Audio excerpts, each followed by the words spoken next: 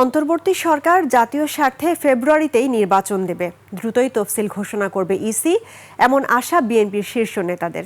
অন্যথায় লন্ডনের বৈঠকটি ফলপ্রসূ হবে না বলেও মনে করেন তারা।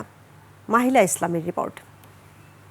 জীবন অবাক না করলে কে করবে? 28% মিল্ক ফ্যাটের অবাক করার সাথে ফ্রেশ মিল্ক পাউডার। জীবন অবাক করুক প্রতিদিন।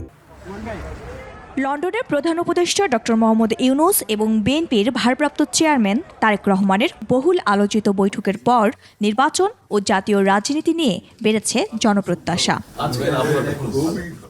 বিএনপি জনগণের কাছে দায়বদ্ধ, দেশের স্বার্থকে প্রাধান্য দেয়। সেজন্যই সমঝোতার অংশ হিসেবে ডিসেম্বর ছেড়ে ফেব্রুয়ারিতে ভোট করার প্রস্তাব দিয়েছে।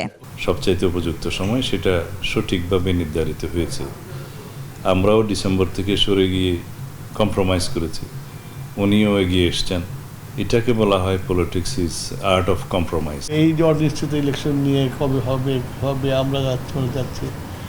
রোজার আগে যে উনি ইলেকশন করতে চাইছেন এবং সব সমাধান করে সবাইকে নিয়ে সমাধান করে নির্বাচন করতে চাইছেন, এটা খুবই ভালো বার্তা বাংলাদেশের মানুষের কাছে। তবে কি ফেব্রুয়ারিতেই হচ্ছে নির্বাচন? কি বলছেন বিএনপি নেতারা? 8 মাসে এইটা করা সম্ভব হবে না। পরিষ্কার তো বলেই আছে, ঐক্যমতের ভিত্তিতে যেগুলো হয়ে গেছে সেগুলা করতে তো তোমার 2 সপ্তাহ লাগে না। ফেব্রুয়ারি মাসের প্রথম সপ্তাহে নির্বাচন অনুষ্ঠান করা যেতে পারে, এইরকম একটা ঘোষণা যতদিন নির্বাচন কমিশনের তরফ থেকে না আসবে ততদিন পর্যন্ত এই আলোচনার ফলটা পাওয়া যাবে না।